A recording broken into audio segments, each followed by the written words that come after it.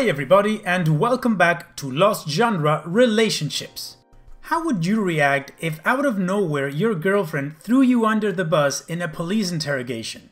Well, in this first story, you're gonna find out how OP felt and what happened. So let's go ahead and get started. This one's from user GF stabbed me in the back. My 29 male girlfriend 24 female tried to throw me under the bus when the police searched my house. First, I'd like to start with some background. My girlfriend and I have been in a relationship for a bit over a year. She stays at my house about 75% of the time. We've had no major problems before this point. On Saturday night, we were watching TV in the living room, and suddenly there was a loud pounding and shouting at the front door.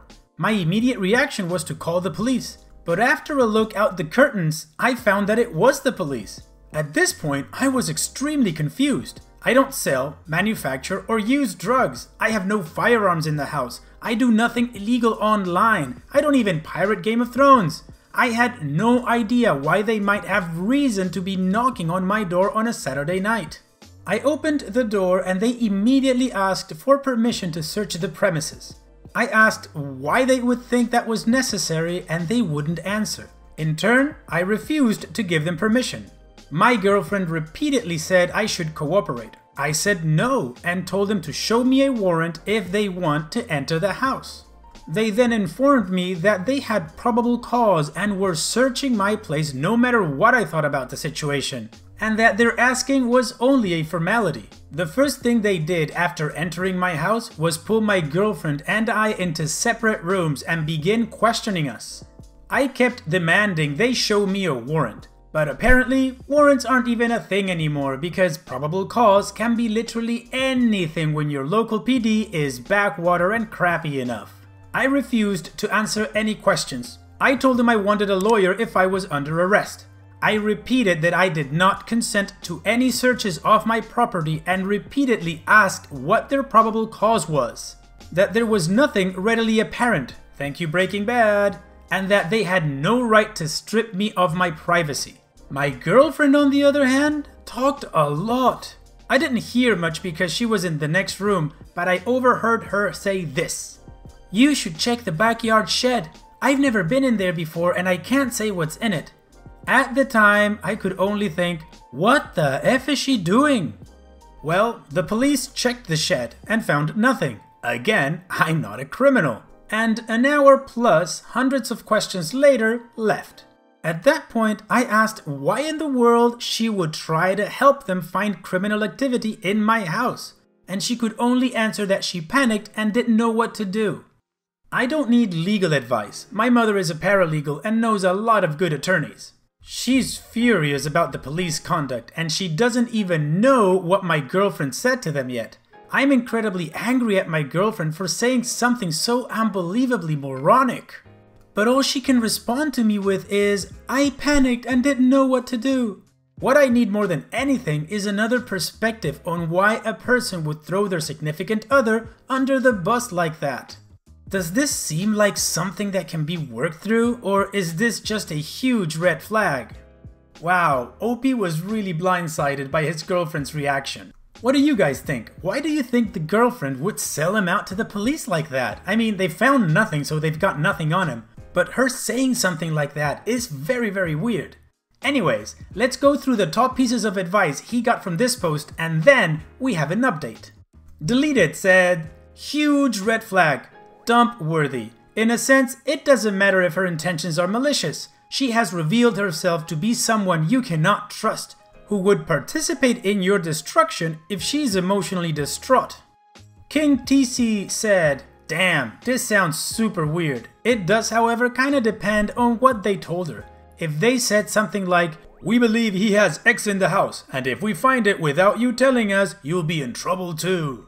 Now, I'd be disappointed if anyone I knew, loved, and respected ratted me out to the cops, especially if I hadn't actually done anything wrong, but it really does depend on what they said. As per your description, they don't sound like the best police force in the world. They could have said literally anything to her."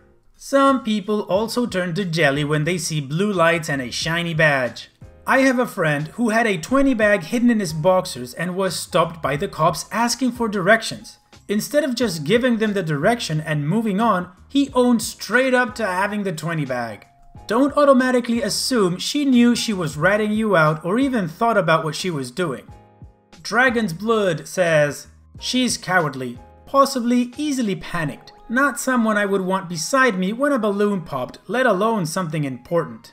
Finally, Legally Blonde Right says, my money's on the girlfriend calling the police and trying to get OP in trouble.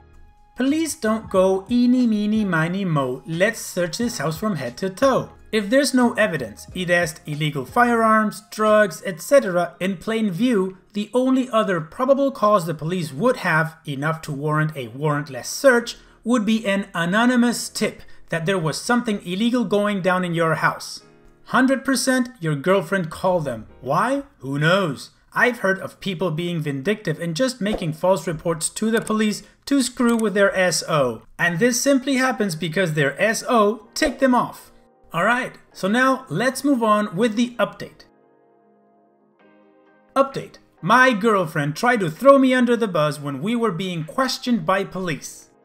Hi everyone, due to legal reasons and other life obligations, I decided against updating my opening post until it was safe to do so. I got a lot of incredibly useful information and advice from it, and for that I am truly grateful. Here are some updates. 1. My girlfriend and I aged a year. I am now 30, she is now 25. This was about as much as could be expected. 2. The tip that the police received did not come from my girlfriend. This was a giant cluster F. About a year before I met my current girlfriend, I was kind of seeing a 35-year-old woman. Our relationship was primarily physical in nature, but she wanted me to drop everything and move in with her. Just about everyone I knew was telling me that there was something off about her, but I thought they were judging her for her age. Then, one night when we had a fight, she chugged half a bottle of cognac and I had to call an ambulance because she was completely unresponsive. I ghosted her after this and had to ignore her pounding on my door several times. I went to the police station about a week after they raided me to file a formal complaint. I had consulted a lawyer and he advised me that it would be a good first step if I were going to take legal action. When I filed the complaint, I tried to get information on who falsely accused me of a crime that warranted a raid without a warrant, but they wouldn't budge. My lawyer told me as much.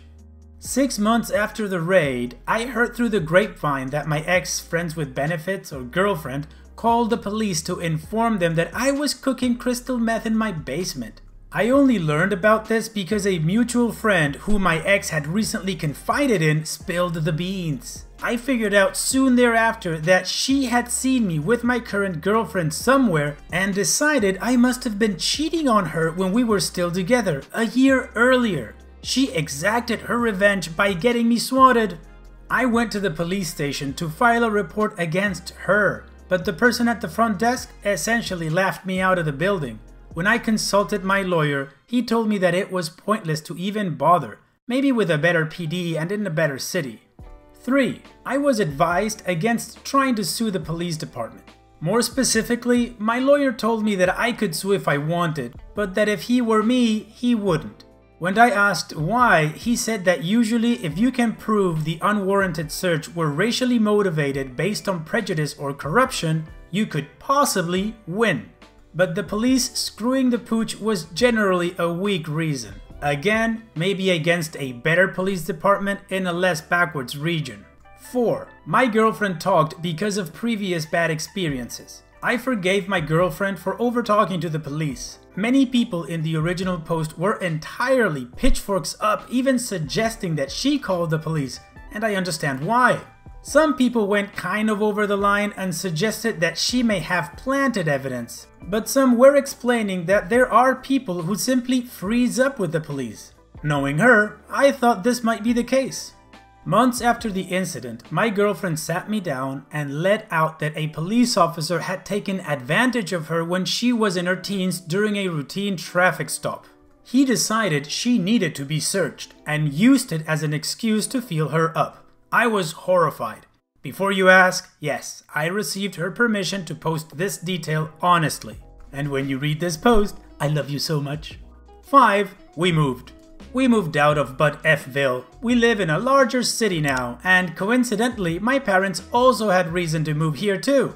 Her parents are originally from somewhere else in the country, but we are closer to them now too. One last happy note is that we are getting married next year, and we are both incredibly excited about starting our lives together. Well, I guess some people in the comment section was right. She just froze up and said anything to get out of that situation. Poor OP though, being blindsided like that. In any case, now we know what happened. It's a good thing that it got all cleared up. The ex is bad as crazy, so yeah, get away from her. And congratulations on the engagement. All the best to you guys.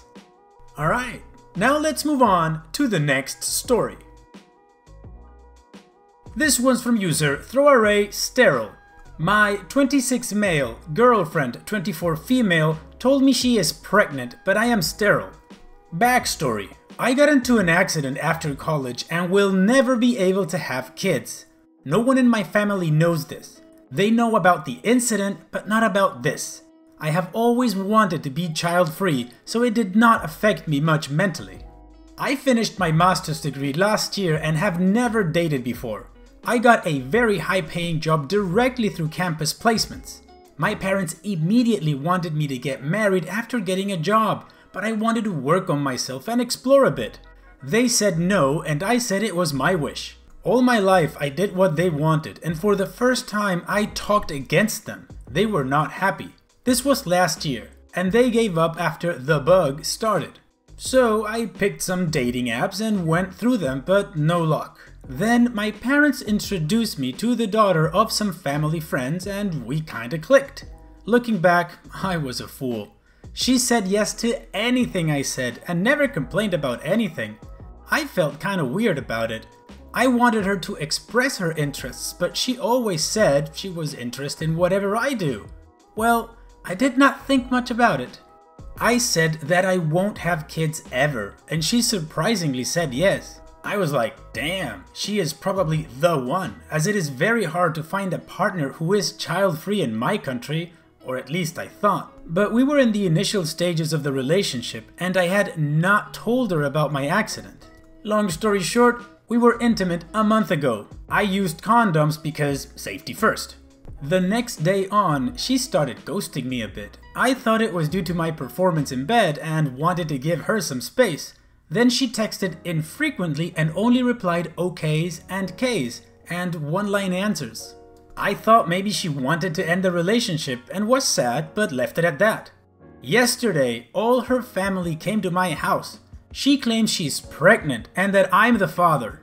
Needless to say, I freaked the F out and wanted to collapse on the ground. I did not say anything while they were talking about marriage and stuff. That needs to happen because I got her pregnant. Please advise me on what steps to take now, Reddit. Well, this situation raises a lot of questions. However, first, we're going to go through one piece of advice and then an update from OP that tells us everything. So if you feel like it, why don't you write down now what you think is going on and then edit it after the update to see if you got it right. Bisquick Ninja says, 1. Get tested to see if you are sterile. 2. If she is pregnant, get the baby tested. 3. Make plans accordingly if you are the father or not. 4. On a final note, you may need to step away from your family for your own health. And now, let's continue with the update. I called my boss and took today off. I called up some clinics to get tested and was giving a slot on Friday afternoon. Then I went to the store and bought some pregnancy tests and asked her to come home to my place tomorrow alone. It is today morning.